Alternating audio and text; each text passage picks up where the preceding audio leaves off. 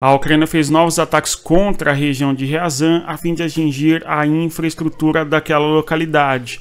No caso, o objetivo ucraniano, conforme nós sabemos, é atingir a infraestrutura de guerra do espaço geográfico do território da Rússia. Neste caso em específico, em Ryazan, o foco da Ucrânia é destruir a capacidade de geração de petróleo e derivados da Rússia nestas regiões em que a Ucrânia busca atingir.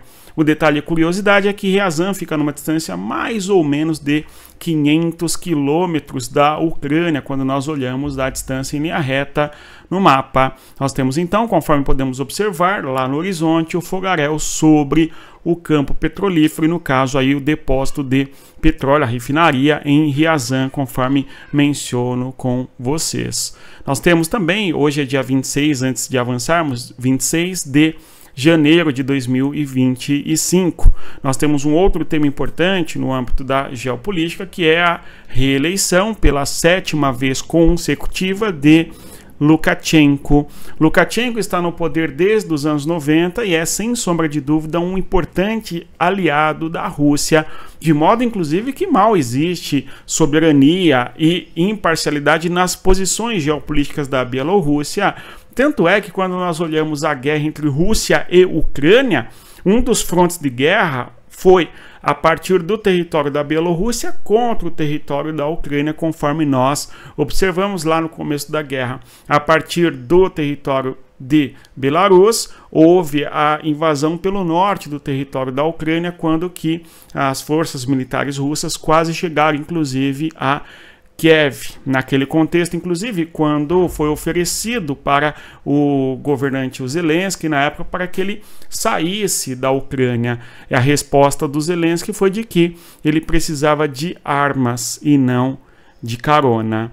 Antes de avançar, eu vou pedir a você que deixe o like e se inscreva no nosso canal, caso o nosso conteúdo aqui ajude você a compreender as questões da geopolítica. Conforme disse, reitero mais uma vez, hoje é dia 26 de janeiro de 2025. Nós temos um ataque que a Ucrânia faz, reiterando, contra a região de Ryazan, é o mais importante tema envolvendo a Ucrânia, claro, e nós vemos aqui neste mapa justamente a distância entre o território de Ryazan.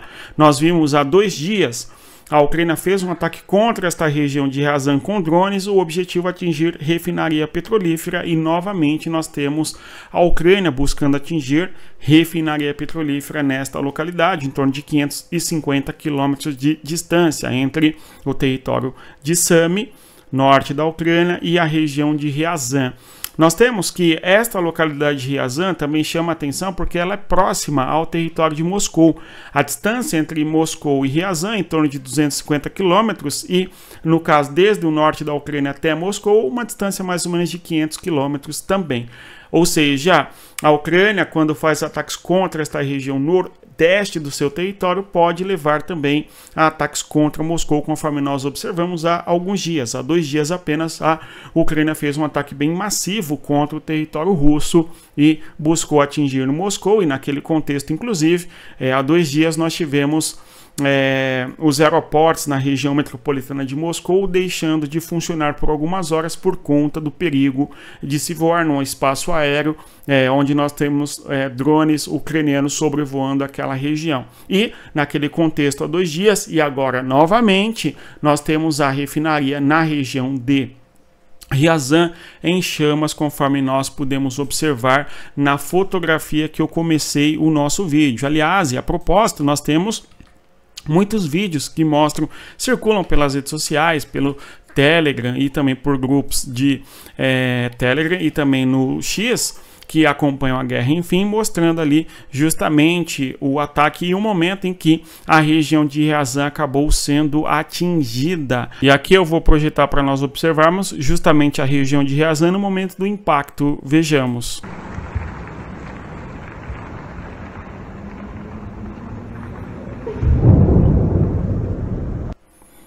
Então nós temos aí o som da explosão, conforme foi possível nós observarmos, e eu tenho evitado trazer aqui outros vídeos que sejam mais sensíveis para a comunidade, justamente para que o nosso vídeo não saia do ar, porque dá um trabalho imenso, fazemos o vídeo, aí você publica com toda a qualidade, ali mostrando as regiões atacadas, fazendo os mapas e mostrando as imagens que nós temos, e aí, infelizmente, o vídeo é suspenso do canal. Então, por este motivo, não coloco mais esses vídeos aqui. Este aqui, pelo que nos parece, não é tão sensível assim. Lembrando que a guerra, lamentavelmente, é sempre trágica e o que ocorre na guerra traz sim perturbações, conforme nós sabemos.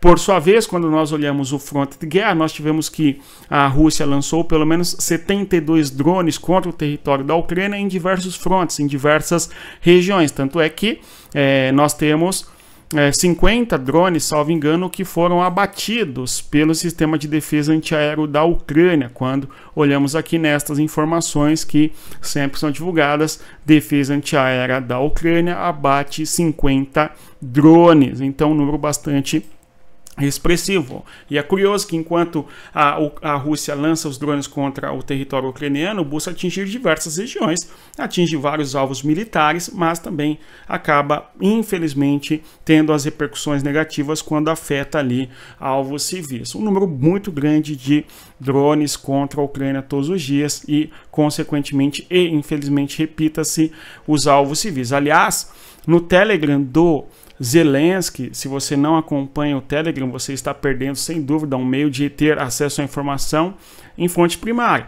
O Zelensky traz uma informação e diz que foram muitos ataques que a Rússia fez contra o território da Ucrânia nas últimas semanas, e eu até traduzi aqui pelo Google Tradutor a informação do Zelensky, que está em ucraniano. O primeiro parágrafo ali diz o seguinte: na última semana a Ucrânia sofreu centenas de ataques russos com vários tipos de armas. Cerca de 1.250 bombas aéreas, mais de 750 drones de ataques, dá uma média de 100 por dia, é isso mesmo que nós observamos todos os dias, tá? E mais de 20 mísseis de vários tipos, uma média também de 5 mísseis por dia que a Rússia lança contra o território da Ucrânia, e o Zelensky trouxe esta informação hoje, e no Telegram do Zelensky ele mostra a foto de diversas regiões da Ucrânia, dos dias 25, 24, 23, 22 de janeiro, mostrando os impactos na estrutura civil. Então, dê uma olhada lá, vale a pena se informar. Uma fonte primária, repetindo, por este motivo a gente acompanha lá o Telegram do Zelensky, assim como acompanhamos também de outras autoridades que são da Rússia, para sabermos o que essas instâncias estão dizendo sobre a guerra, enfim. Então, no fronte da guerra, nós temos uma situação bastante importante, que foi a conquista de Velika Novosilka. Nós tivemos há alguns dias a Rússia avançando sobre esta região e a possibilidade da queda desta cidade. Nós mencionamos aqui, inclusive. Agora, nós temos que a novidade foi a retirada da 70ª Brigada de Velika Novosilka, que é ucraniana. Então houve o recuo militar ucraniano nesta região e, portanto, o hasteamento da bandeira russa nesta localidade, região estratégica importante no Donbass, que dará uma projeção geopolítica importante para a Rússia dentro do Donbass, porque é um dos pontos importantes de defesa da Ucrânia no fronte de guerra, esta região de Velika Novosilka, e a conquista da Rússia desta região é algo bastante difícil, sem dúvida, para a Ucrânia. Alguns comentam que não, a Rússia avança só em cidades pequenas, em vilarejos rurais. É verdade, tá certo? Até porque o que tem no meio do caminho são pequenos vilarejos, tá certo?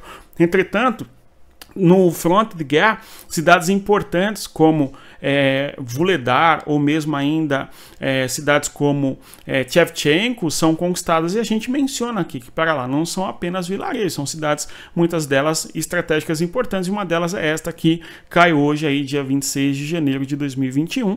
Não é fazer uma torcida, né, nem dizer contra a Ucrânia, é simplesmente relatar o fato importante, que é o avanço russo em cidades importantes no Donbass. A gente vê aqui neste mapa do dia 25 de janeiro, que aliás este mapa eu trouxe aqui para nós observarmos ontem, certo? E aí quando nós observamos no dia 26 6, no caso hoje, a gente já tem aí o avanço russo em toda a região de Velika Novosilka e esta figurinha mostrando eventualmente o recuo da Ucrânia desta região. Até porque quando nós olhamos este mapa do dia anterior, nós vemos a Rússia fazendo uma espécie de cerco nesta região e formaria um caldeirão aqui. Então é razoável que os soldados da Ucrânia tenham feito um recuo para se proteger em região em profundidade, para não permitir que a Rússia avance nesta região, caso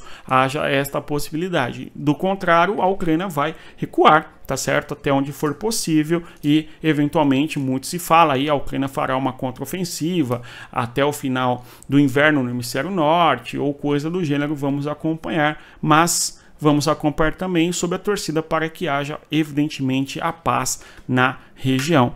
Quando olhamos aqui no fronte de guerra, notem vocês os pontos estratégicos em guerra, em conflito, onde a Rússia quer avançar. Chassivyar, faz 6 meses, pelo menos, que a Rússia está tentando derrubar esta região, assim como Toretsky, tudo bom? 2 cidades importantes no eixo aqui do Donbass, tá certo? No caso, Chassivyar no norte, Toretsky ao sul.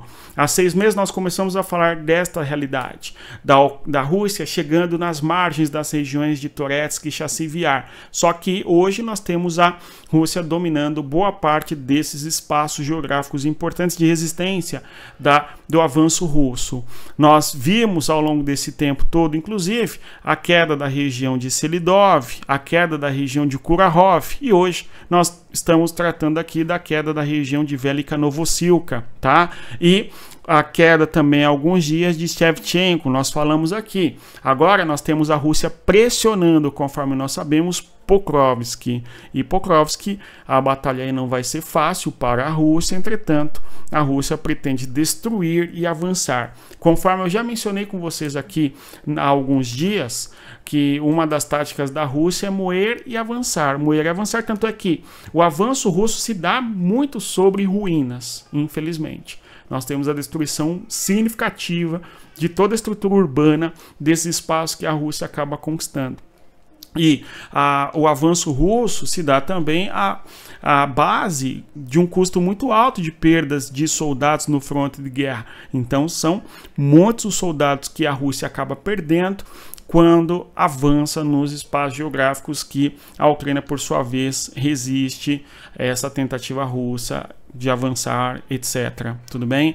Nós temos aqui, para concluirmos o nosso vídeo, mencionar mais uma vez, pelo 7º ano, ou melhor, pelo 7º mandato consecutivo, nós teremos Belarus sendo governada por Lukashenko, o governante mais longevo da Europa, aliado fiel de Vladimir Putin e, inclusive, cedeu seu território para que a Rússia fizesse a ocupação, a invasão, a guerra contra o território da Ucrânia. Embora a Bielorrússia não tenha participado de fato em termos de presença militar, o território de Belarus foi utilizado pela Rússia para atacar o território da Ucrânia lá em fevereiro de 2022. Você lembra do dia quando começou esta guerra? Você já acompanhava as questões da geopolítica?